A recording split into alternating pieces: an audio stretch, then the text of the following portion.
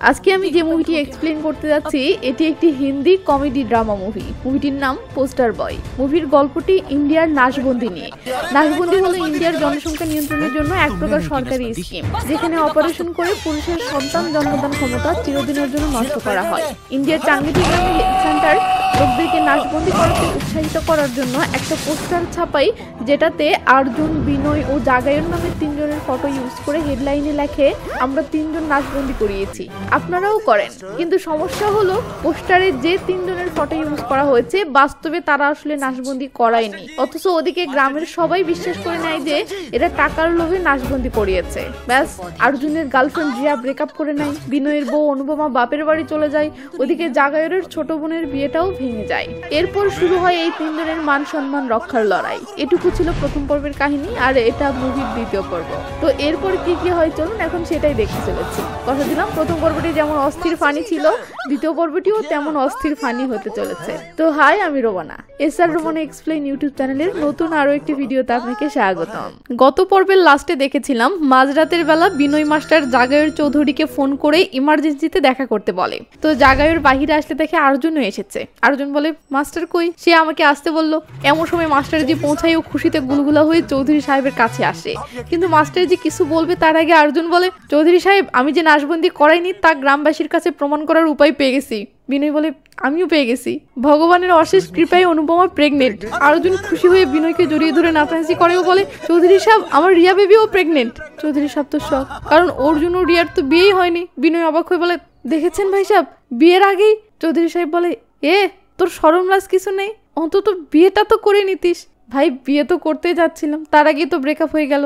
চৌধুরী সাহেব বলে মাস্টার, তোর বউ কয় মাসের প্রেগনেন্ট? মাস্টার বলে 1 মাসের। অর্জুন বলে আমারটাও। তখন চৌধুরী সাহেব বলে তার মানে তো এটা পোস্টার ছাপার আগের ঘটনা।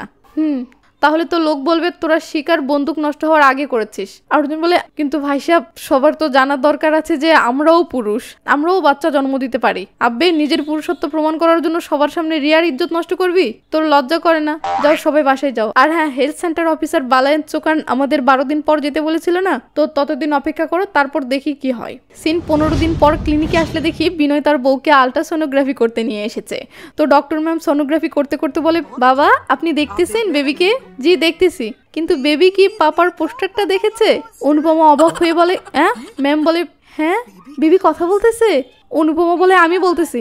ম্যাম তখন মজা করে মিস্টেকলি পেটে টোকা দিয়ে ফেলে। তো যাই হোক, ম্যাম অনুপমাকে বলে সোনোগ্রাফি শেষ, তুমি রেস্ট নাও। আর বিনয়জি, আপনি একটু পাশের রুমে আসুন প্লিজ। তো ম্যাম পাশের রুমে এসে বলে মাস্টারজি, ভালো হয়েছে যে আপনার অপারেশনের আগেই বেবি এসেছে, নয়তো তো। পাশের রুম থেকে অনুপমা বলে ডক্টর ম্যাডাম, বেবি বেবি কি শুরু করেছেন? বাবাও তো বলতে পারেন। ম্যাম বলে আরে বেবি হোক বা বাবা, সন্তান তো একই জিনিস, প্লিজ আপনার বউকে বোঝান না। তখন মাস্টার বলে শুনেছো, আমার মতো ডক্টর ম্যাডামও বলতেছে বেবি বাবার মাঝে কোনো পার্থক্য নেই।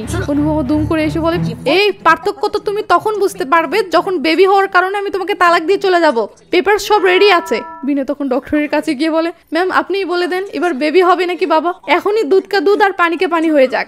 ম্যাম বলে না, আমি এটা করতে পারি না, গর্ভ অবস্থায় জেন্ডার নির্ধারণ করা আইনগত দণ্ডনীয় অপরাধ, এটা করা এবং কর্নেওয়ালা দুজনেরই জেল হতে পারে। তাই আমি বলি কি, বেবি বাবা বাবু যে বুলেটি বের হয় তাই রাখো, কারণ বন্দুক তো চিরদিনের জন্য নষ্ট হয়ে গেছে, তাই না?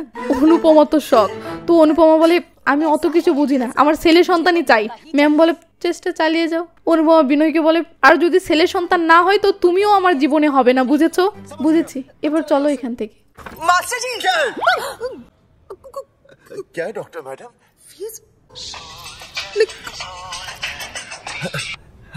তো 12 দিন পর হেলথ অফিসার বালায়ন্ত ফোন করার কথা ছিল, অথচ 15 দিন হচ্ছে তার কোনো খবর নেই। এই জন্য এরা বালায়ন্তের বাসার গেটে এসে চিল্লিয়ে চিল্লিয়ে বালায়ন্তকে হুমকি ধামকি দিচ্ছে এবং বালায়ন্ত দরজা না খোলার কারণে এরা ভাঙচুর করতেছে। এমন সময় বিনয় দেখে আরে দরজায় তো তালা লাগানো। তখন বিনয় বলে 1 মিনিট, দরজায় যে তালা মারা এটা তোরা দেখেছিস? অর্জুন বলে হ্যাঁ তো। বিনয় বলে আব্বে বেকুব, যখন ঘরে কেউ থাকে না তখনই তো তালা মারা থাকে, তাই না? অর্জুন ইশারায় বলে ওয়াও, কি ব্রেন মাইরি। বিনয় বলে তো এবার চলো বালায়ন্তের সেক্রেটারি রবির কাছে যাই। এই বলে এরা চলে যায়। আর সিন বাসার ভিতরে আসলে দেখি তো ওদিকে ওরা রবির বাসায় আসলে দেখে রবি বাসায় নিয়ে আর রবির মা আঙ্গিনায় বসে বিড়ি টানতেছে। অর্জুন বলে ওঠে, আম্মা বল কোথায় লুকিয়ে রেখেছিস? আম্মা বলে, আমি লুকিয়ে রাখবো কেন, এই তো বিড়ির প্যাকেট, লেহেজালা। জাগর বলে, আম্মা আপনি কি আজ রবিকে দেখেছেন? না বেটা, আজ কেন, 4 বছর থেকে ওকে দেখিনি, জবে থেকে আমার চোখ দুটো নষ্ট হয়েছে। ভন্ডে তাইলে কি কয়। তো এরা রবির কোনো খোঁজ না পেয়ে চলে গেলে আমরা দেখি রবি ভয়ে গাছের উপরে উঠেছিল। রাতের বেলা দেখি বিনয় জাগরের ফার্ম হাউসে এসে বলতেছে, ভাই সাহেব হঠাৎ আসতে বললেন যে? জাগর বলে, পরিচিত একজনের সাথে কথা বলে জানতে পারলাম মন্ত্রণালয়ে গিয়ে টেকনিক্যাল ডিরেক্টর রেখার সাথে দেখা করলে সে আমাদের হেল্প করতে পারে। আর অর্জুনেরও কল এসেছিল, সে কি যেন জরুরি কথা বলবে। এমন সময় অর্জুন তার গার্লফ্রেন্ডকে সাথে নিয়ে এসে বলে, চৌধুরী সাহেব, এ রিয়া আমার লাভ, আপনি তো জানেনই এর বাপ বিয়ের জন্য রাজি হচ্ছে না। তো আর কি, একে ভাগিয়ে এনেছি এখানে। হ্যাঁ, এখানে আপনার ফার্ম হাউসে রাখবো কয়েকদিন। এমনিতেই একটা ঝামেলাতে ফেসে আছি, তার উপর আবার এই মুসিবত কেন বাড়াতে চাচ্ছিস? যা একে বাসে রেখাই। তখন রিয়া ভাইয়া ডেকে জাগরের কাছে যাইও বলে, যদি আমার বাবা জেনে যায় যে আমি প্রেগনেন্ট, তাহলে সে আমার এবং আমার বাচ্চার জান নিয়ে নিবে। আর রিয়াও, আমার বাচ্চার যদি কিছু হয়ে যায় চৌধুরী সাহেব, তো আমি পুরো গ্রামে আগুন লেগে দেবো। আমি রিয়াকে ভাগিয়ে আনতে চাইছিলাম না, কিন্তু অন্য কোনো রাস্তা বাকি ছিল না। আমি ভাবলাম যতদিন আমাদের উপর থেকে এই নাশবন্দির দোষ না সরতেছে, ততদিন এ আপনার ফার্ম হাউসে থাকবে। কিন্তু আপনার যখন প্রবলেম, তো ঠিক আছে, আমি না হয় অন্য কোনো ব্যবস্থা করব। চল বেবি। জাগর অর্জুনকে থামাই ও কেয়ারটেকার সোহানিকে ডাক দেয়। সোহানি আসলে জাগর বলে, এ রিয়া কয়েকদিনের জন্য এখানে থাকবে, একে নিয়ে যাও। এটা শুনে রিয়া অনেক খুশি হয়ে ভিতরে যায়। তখন জাগর অর্জুনকে বলে, কাল আমাদেরকে মন্ত্রণালয়ে যেতে হবে এবং টেকনিক্যাল ডিরেক্টর রেখার সাথে দেখা করতে হবে। সিন পরের দিন মন্ত্রণালয়ে আসে। জাগর এসে বলে, ত্রিবেদীজি আমরা রেখা ম্যাডামের সাথে দেখা করতে চাই। ত্রিবেদীজি পাত্তা দেয় না। তখন এরা যেই না বলে এরা চাঙ্গেঠি গ্রাম থেকে এসেছে, সঙ্গে সঙ্গে ত্রিবেদীজি চমকে উঠেও তার মনে পড়ে বালায়ান তাকে ফোন করে বলেছিল চাঙ্গেঠি গ্রামের 3 জন রেখা ম্যাডামের সাথে দেখা করতে যেতে পারে, খবরদার ওদেরকে দেখা করতে দিবে না। ব্যাস, ত্রিবেদীজি বলে, ভাই সাহেব রেখা ম্যাডাম একটু বিজি আছে, আপনারা বাহিরে অপেক্ষা করুন, ম্যাডাম ফ্রি হতেই আমি আপনাদেরকে রাখবো। এরা তখন বাহিরে গিয়ে অপেক্ষা করতে থাকে। মিনিট যায়, ঘন্টা যায়, পুরো বেলা চলে যায়, কিন্তু কোনো খবর নেই। তো ত্রিবেদী অফিস থেকে চলে যাচ্ছে দেখে বিনয় বলে, ত্রিবেদীজি ম্যাডাম ফ্রি হলো? ত্রিবেদী বলে, ম্যাডাম তো অনেক আগেই চলে গেছে। এটা শুনে এরা অবাক হয়ে বলে, আরে ভাই সাহেব, আপনি আমাদেরকে এখানে 5 ঘন্টা থেকে বসিয়ে রেখে এখন বলছেন চলে গেছে?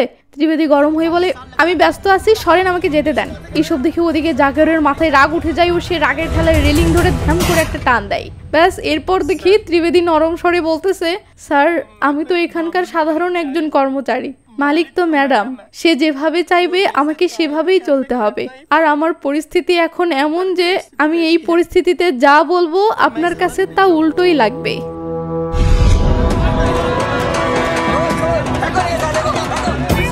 জাগর বলে, ম্যাডাম চলে যাওয়ার সময় তুই আমাদেরকে কেন বলিসনি?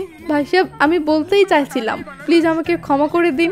এমন সময় পুলিশ এসে পড়ে ও নিচ থেকে হুমকি দিয়ে বলে, ত্রিবেদীকে ছেড়ে দাও বলছি। ত্রিবেদী বলেন, না না না, ছাড়বেন না প্লিজ, আগে আমাকে উপরে তুলুন, তারপর ছেড়ে দিন। জাগর তখন ত্রিবেদীর এক পা ছেড়ে দেয় আর সবাই ভয়ে চমকে ওঠে। কেউ বুঝতে পারছে না জাগর কি করতে যাচ্ছে। জাগর তখন পকেট থেকে মোবাইল বের করে ক্যামেরা অন করে বলে, এদিকে দেখ এদিকে। অর্জুন অবাক হয়ে বলে, সেলফি? জাগর বলে, পাউট কর পাউট কর।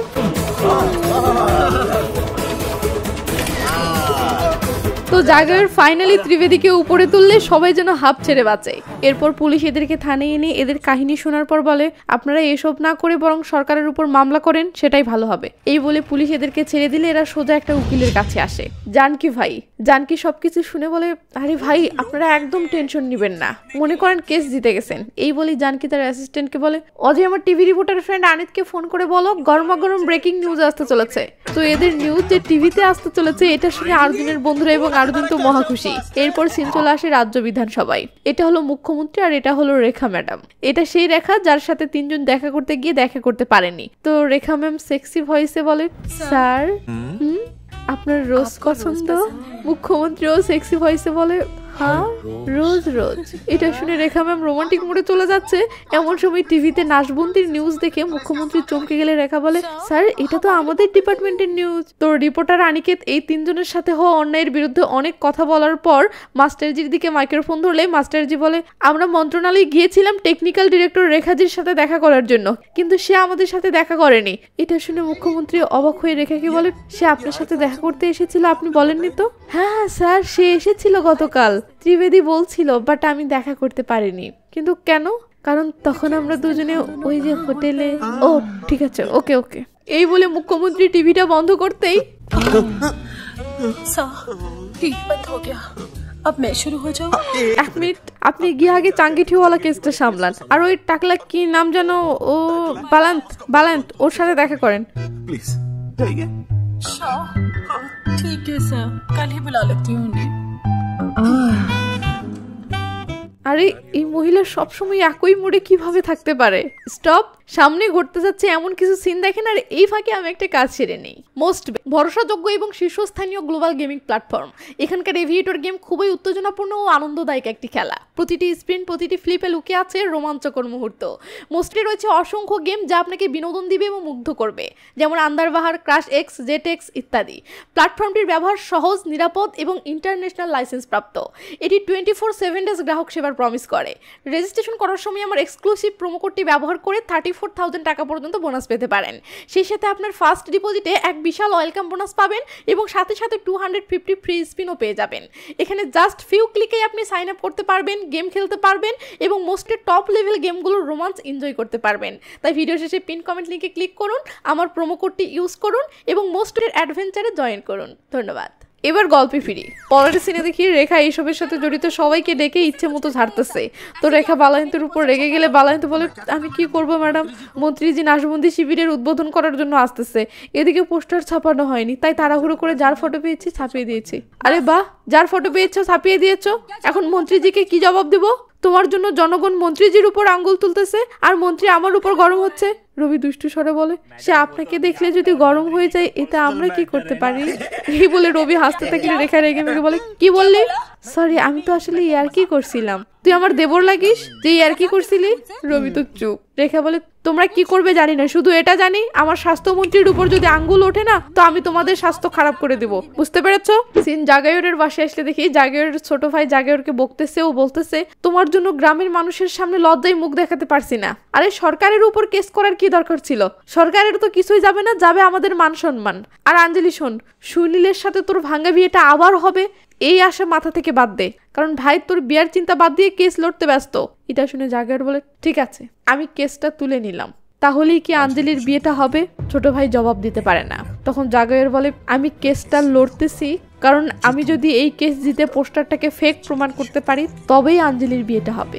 এটা শুনে ছোট বোন আঞ্জলি ভালোবাসার দৃষ্টিতে জাগায়রের দিকে তাকায়। সিন মাঝরাতে জাগায়রের রুমে আসতে দেখি জাগায়রের বউ পাম্মি বিছানার চাদর ঠিক করতেছে আর জাগায়র হেল্প করতেছে। হঠাৎ পাম্মি বলে ওঠে, আপনি শুনেছেন আর্জুন নাকি কার মেয়েকে নিয়ে পালিয়েছে? কই জানি না তো। পাম্মি বলে, না জানি বেচারা মেয়েটাকে কোথায় লুকিয়ে রেখেছে, নিশ্চয়ই কোনো হারামজাদা বন্ধু হেল্প করতেছে। জাগায়র তো চুপ। পাম্মি রেগে মেগে বলে, শালা যারা এমন কাজে হেল্প করে মনটা চায় তাদেরকে সারা গ্রামের সামনে ন্যাংটা করে জুতা দিয়ে এমন পেটাই। ওই আপনার আবার কি হলো? খামোখা কাউকে কেন গালি দিচ্ছিস?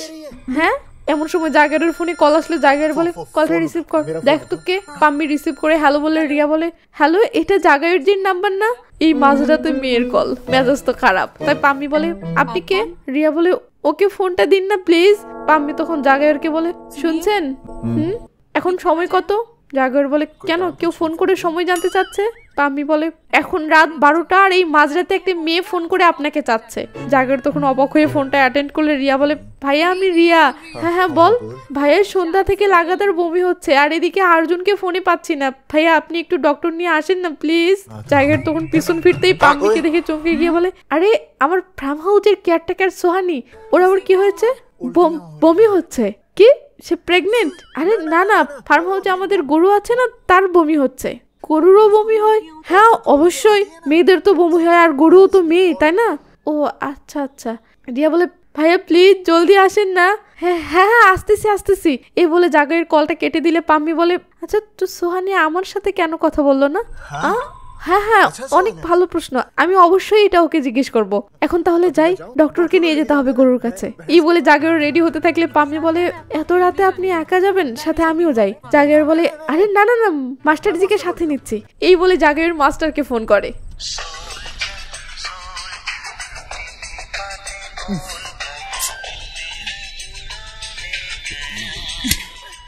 উঠাও না।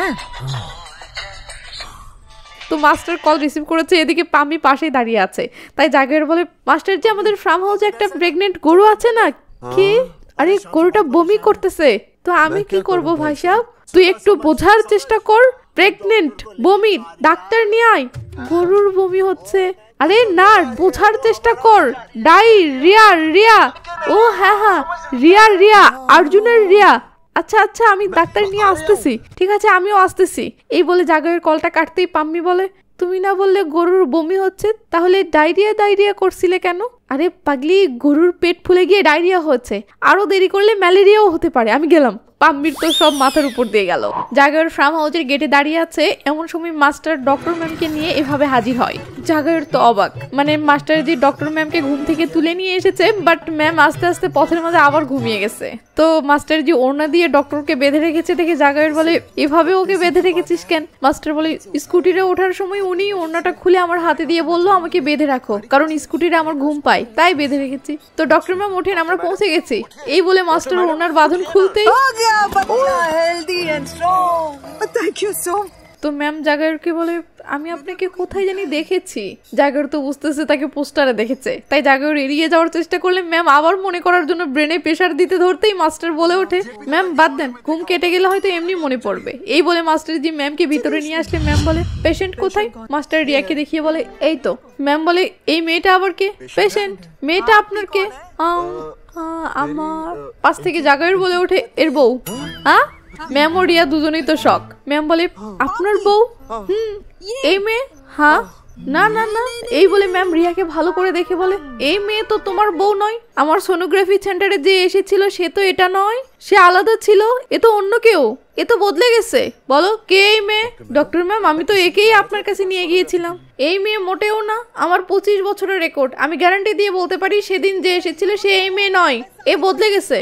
মাস্টার এবার কি বলবে ভাবতে ভাবতে দুম করে রেগে মেগে বলে ওঠে, অনুপমা, আমি বলেছিলাম না তুমি বদলে গেছো, কিন্তু তুমি মানতে চাইতে না। আজ দেখেছো ডক্টর ম্যামও আমার কথার রিপোর্ট দিয়ে দিয়েছে, তুমি বদলে গেছো অনুপমা, তুমি বদলে গেছো। যেমন সুতা বদলে কাপড় হয়ে যায়, যেমন সাবান বদলে ফেনা হয়ে যায়, তেমন তুমি তুমি এক মিনিট, হ্যাঁ আরে রাখ তোর 1 মিনিট, ততক্ষণে তো বিয়ে বদলে তালাক হয়ে যাবে। तलाक तलाक तलाक 3 बार बोल दिया। तलाक জাগার বলে, ডক্টর ম্যাম আপনাকে তো এখানে চেক আপ করার জন্য ডেকেছি, কিন্তু আপনি তো দুজনের ব্রেকআপই করে দিলেন। আরে কি সব বলছেন আপনি? হ্যাঁ সব দোষ আপনার, আমি কিছু করিনি। না, সব দোষ আপনার। হিসাব আমি তো কেবল একবারই তালাক বলেছিলাম। আরে মাস্টার জি আপনি কি করছেন? আপনি তালাক কেন দিচ্ছেন? কারণে বদলে গেছে, আর আপনিও তো সেটাই বলছিলেন। না না না, আইডিয়া হয়তো ভুল ছিল, ভুলে হয়তো বলে ফেলেছি, আর ঘুমের মাঝেও হয়তো ছিলাম। হ্যাঁ এখন আবার দেখতেছি, এটা তো সেই আগের মেয়েই মনে হচ্ছে। পাক্কা? হ্যাঁ পাক্কা। তাহলে আপনি সেই 25 বছরের রেকর্ড ভেঙে ফেলেছি। রেকর্ড তো তৈরি হয় ভাঙার জন্য, সো রেকর্ড আমি বানিয়েছি, আমি ভেঙেছি, বাট এই বিয়েটা ভেঙো না প্লিজ।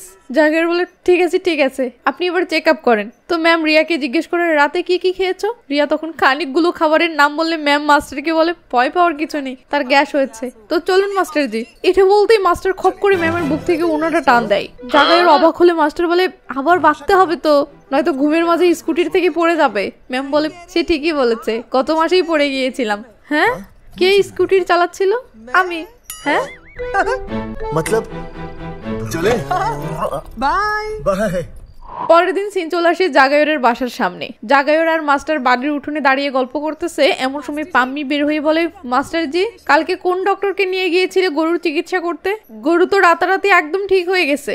মাস্টার ও জাগায়র অবাক হয়ে চেয়ে থাকলে পাম্মি বলে, কি বিশ্বাস হচ্ছে না? তো নাও নিজ চোখেই দেখো। এই বলে পাম্মি রিয়া বলে ডাক দিলে রিয়া বেরিয়ে আসে। পিছন পিছন জাগায়রের ছোট ভাইও বেরিয়ে আসে। মানে জাগায়রের ছোট ভাই রাতের বেলায় এদেরকে ফলো করেছিল এবং সব জানতে পেরে রিয়াকে বাসায় নিয়ে এসেছে, সাথে ওদিকে রিয়ার বাবা মাকেও জানিয়েছে। তো রিয়ার বাবা মা সেখানে চলে আসলে রিয়া তার মাকে দেখে ইমোশনাল হয়ে দৌড়ে এসে জড়িয়ে ধরে। রিয়ার বাবা তখন জাগায়রকে বলে, আচ্ছা আপনি তাহলে আমার মেয়েকে কিডন্যাপ করেছিলেন? দেখেন আপনাকে যদি জেলের ভাত না খাইয়েছি তো আমার নাম ধরমচাঁদ না। মাস্টার বলে, দেখেন নিজের নাম ছাড়েন আর আগত সন্তানের নাম ভাবেন। আগত সন্তান কার? জাগার বলে, ভাই সাহেব যা বলতে যাচ্ছি প্লিজ মাথা ঠান্ডা করে শোনেন, আপনার মেয়ে প্রেগনেন্ট। কি? হ্যাঁ, অর্জুনের বাচ্চা।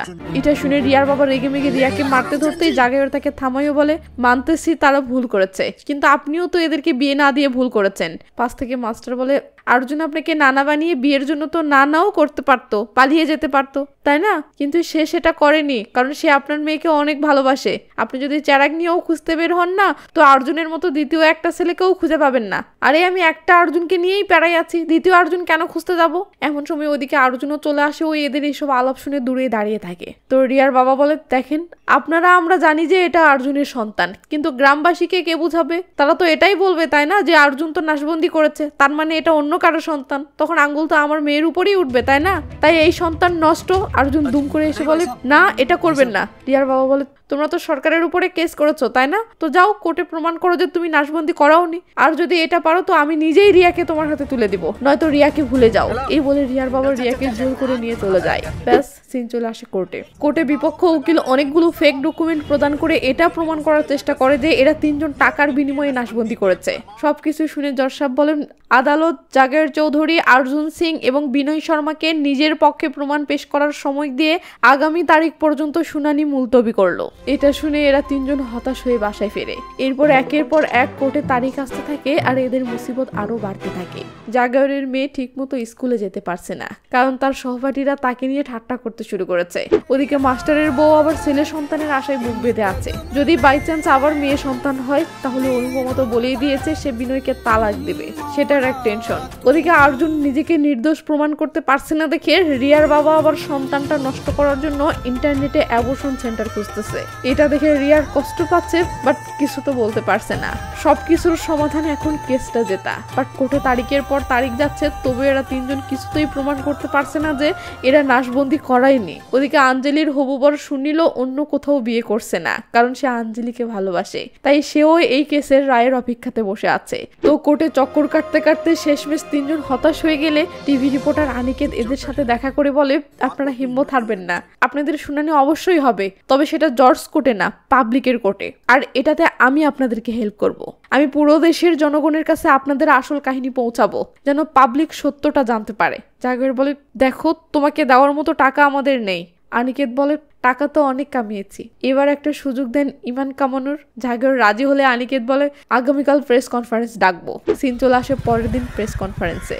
আমরা দেখি আনিকেত সকল সাংবাদিকদেরকে ডেকেছে। তো একজন সাংবাদিক চাচা বলে, জাগর সাহেব বলেন আপনারা সরকারের বিরুদ্ধে কিভাবে লড়বেন? জাগর বলে, আন্দোলন করব, প্রয়োজনে অনশন করব। এটা শুনে আরেকজন সাংবাদিক বলে, ভাই সাহেব রোজ তো কেউ না কেউ অনশন করছে, বাট সরকারের তাতে কি আসে যায়? তাই আপনি বলেন আপনি নতুন কি এমন করছেন যে সরকার আপনার দাবিটা মেনে নিতে বাধ্য হবে? এই বলে সকল সাংবাদিক হাসি ঠাট্টায় মেতে উঠলে জাগর বুঝতে পারে কোনো সাংবাদিকই এদের ব্যাপারটা সিরিয়াসলি নিচ্ছে না। তো চাচা মিয়া বলে, দেখেন আপনাদের অনশনে সরকারের কিছু যায় আসবে না। বিনয় বলে ওঠে, আমরা নিউজ মিডিয়ায় সরকারকে ন্যাংটা করে ছাড়বো, কারণ সে সবার সামনে আমাদেরকে ন্যাংটা করে ছেড়েছে। এরপর বিনয় কি বলবে ভুলে গেলে অর্জুন বিষয়টা ম্যানেজ করার জন্য দুম করে উঠে বলে, আমরা সরকারকে ন্যাংটা করে ছাড়বো। বিনয় বলে, আরে আমি তো এটা অলরেডি বলেছি। তখন অর্জুন নতুন কি বলবে ভেবে না পেয়ে বলে বসে, সরকার আমাদেরকে ন্যাংটা করেছে, তাই আমরাও ন্যাংটা হয়ে আন্দোলন করব।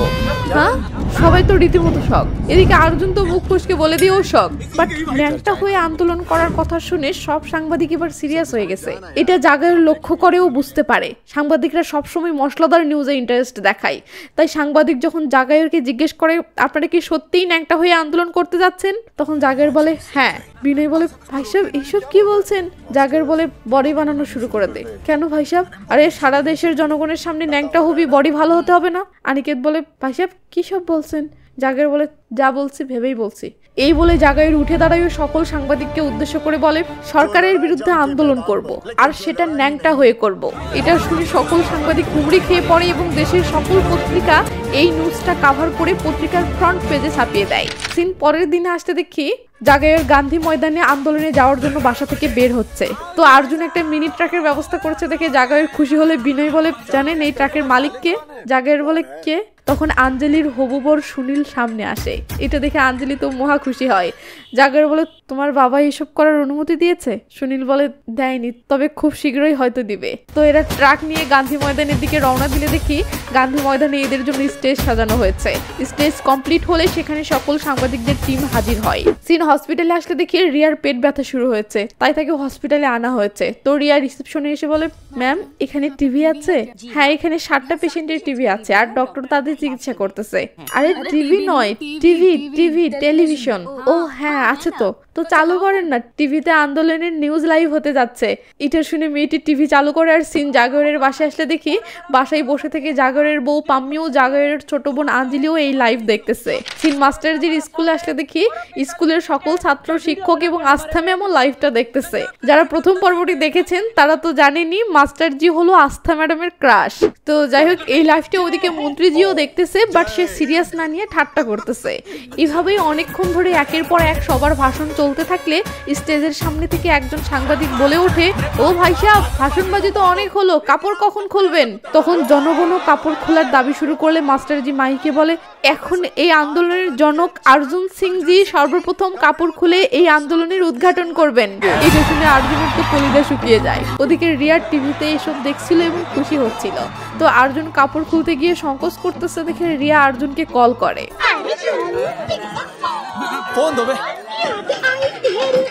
অর্জুন আমি তোকেই দেখতেছি। কোথা থেকে দেখছিস বেবি? বলতো স্টেজের কোথায়? আব্বি টিভিতে দেখছি। ও তো তুই শার্ট খুলতে লজ্জা পাচ্ছিস কেন? তোকে না খালি গায়ে সেই সেক্সি লাগে। আমার রণবীর সিং, খুল শার্ট আর দেখিয়ে দে body. I love you. I love you too, baby.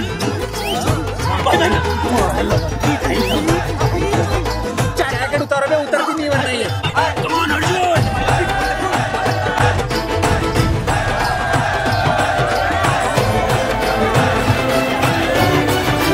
তো জাগরজি আনিকেতকে কাছে ডেকে ফিসফিস করে বলে, হারি সিংকে এখন ফোন করো। হারি সিং হলো আনিকেতের পরিচিত একটা ছেলে যে মুখ্যমন্ত্রীর অফিসে পিওনের কাজ করে। তো আনিকেতের কল পেয়ে হারি সিএমের অফিসে চা দিতে ঢোকে এবং টিভিটা চালিয়ে দেয় যেন নিউজটা সিএমের নজরে পড়ে। আর সেটাই হয়। সিএম নিউজটা দেখে বলে, এসব কি হচ্ছে? হারি বলে, স্যার ন্যাংটা আন্দোলন চলতেছে।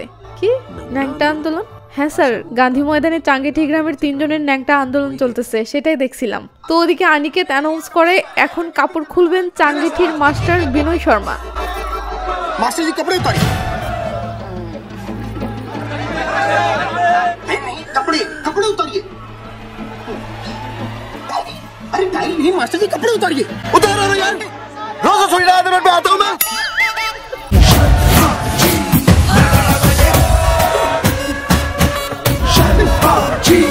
তো মাস্টার শার্ট খুলে ছুঁড়ে ফেলে দিতেই দর্শক সবাই উল্লাসে মেতে ওঠে।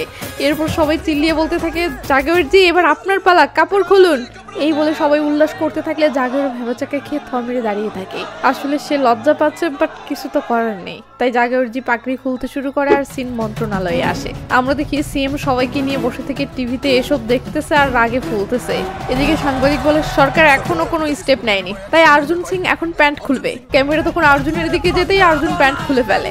এমন সময় রিয়ার পেন শুরু হলে রিয়ার বাবা ডক্টর ম্যামের কাছে এসে বলে, বেহেনজি আমার মেয়ের পেন শুরু হয়েছে। এটা শুনে ম্যাম বলে ওঠে, আরে কেউ জলদি ডক্টরকে ডাকো। আরে আপনি তো ডক্টর।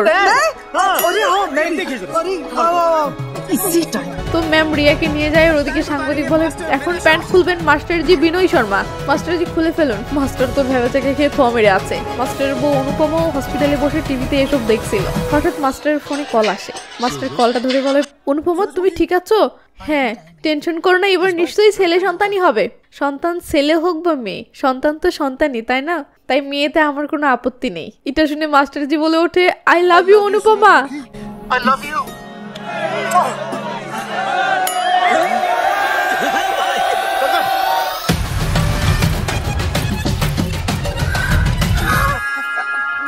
তো মাস্টারজি প্যান্ট খুলে ছুঁড়ে ফেলে দিতে পাবলিক সবাই চিল্লিয়ে উল্লাস করতে শুরু করে। সিন মন্ত্রণালয়ে আসতে দেখি সিএম এদেরকে বলতেছে, সত্যি এরা নাশবন্দি করেছে নাকি?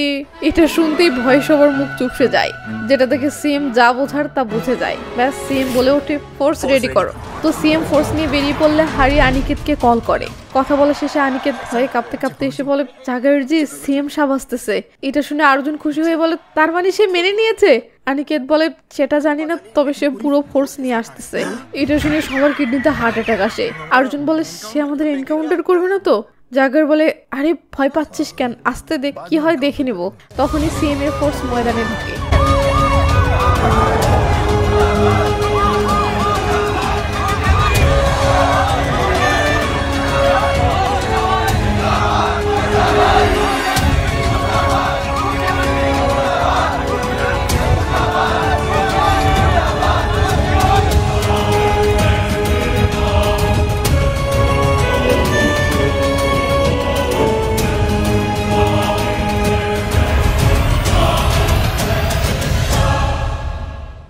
সিএম জাগরিজিকে বলে, তোমরা কি মনে করছো তোমরা সরকারের বিরুদ্ধে দাঁড়াবে আর সরকার চুপচাপ দেখে যাবে?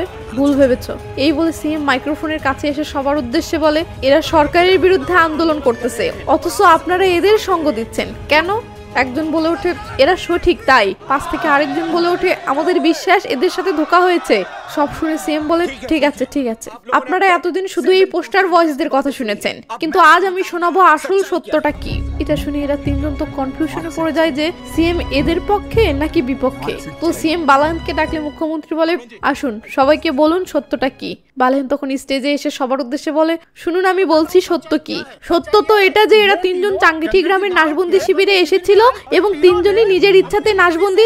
এই লে সিএম সাহেব কানের নিচে কষি একটা লাগিয়ে দিয়েছে। সবাই তো রীতিমতো অবাক যে এটা কি হলো। এর মাঝে আবার একটা লাগিয়ে দেয় ও বলে, আমি আপনাকে সত্যটা বলতে বলেছিলাম, আর সত্য এটা যে এখানে আপনাকে ন্যাংটা হওয়া উচিত, এদেরকে নয়, কারণ ভুল আপনারা করেছেন, এরা নয়। এই বলে সিএম বালাহেনকে দূর দূর করে তাড়িয়ে দিয়ে নিজে মাইক্রোফোনের কাছে এসে বলে, সত্য তো এটা যে ভুল আমাদের হেলথ ডিপার্টমেন্টের ছিল, এরা তিনজন নির্দোষ।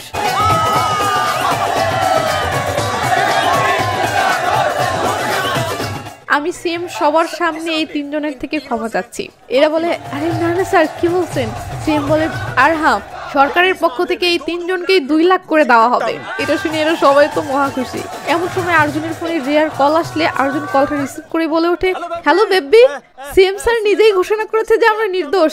এবার তোর বাপকে বলে দে, সে যদি এখন কোনো টেরিবেরি করে তো ওর খবর আছে।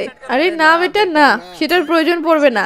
পাপ্পা আপনি সরি, মাফ করে দিন। আরে না বেটা, বুঝতে পেরেছি।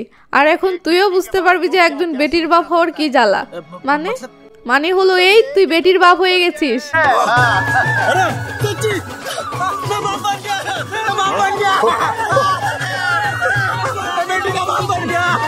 তো সিএম আর্জুনকে উইশ করতে কে যেন এসে জাগরের মাথায় পাগড়ি পড়ায়। জাগরের পিছন ফিরে সুনীলের বাবাকে দেখে বলে, আরে আপনি এখানে? সুনীলের বাবা বলে, জাগরেরজি মাফ করে দিন, ভুল হয়ে গেছে। টিভিতে এটা দেখে আঞ্জলি অনেক খুশি হয়। এদিকে সুনীলও খুশি হয়ে জাগরের পা ছুঁয়ে আশীর্বাদ নেয়।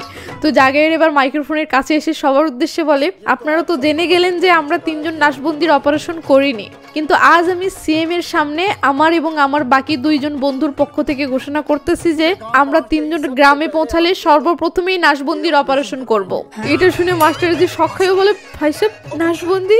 জাগর বলে, অলরেডি 3টা তো ডাউনলোড হয়েছে, আর কত? এরপর জাগর আর্জুনকে কাছে ডেকে নিয়ে বলে, দেশের জনসংখ্যা নিয়ন্ত্রণ করার জন্য নাশবন্দি খুবই উপকারী, তাই আমরা তো করতেছি, আপনি করছেন তো?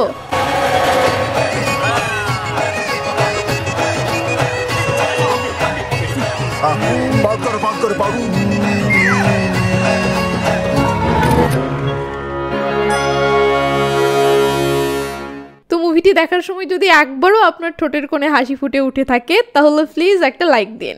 আর হ্যাঁ, মুভির কোন সিনটি দেখে আপনার সবচেয়ে বেশি হাসি পেয়েছে প্লিজ কমেন্ট করবেন, দেখি আপনার সাথে আমার মিলে কিনা। আর একটা কথা, সিনেমা উইথ রোমানা চ্যানেলে একটা সমস্যা হওয়ার কারণে এখন এই চ্যানেলেই ভিডিও আপলোড হচ্ছে, তাই এই চ্যানেলটি সাবস্ক্রাইব করে নিন প্লিজ। তো ভালো থাকবেন, নিজের খেয়াল রাখবেন, টেক কেয়ার, বাই বাই।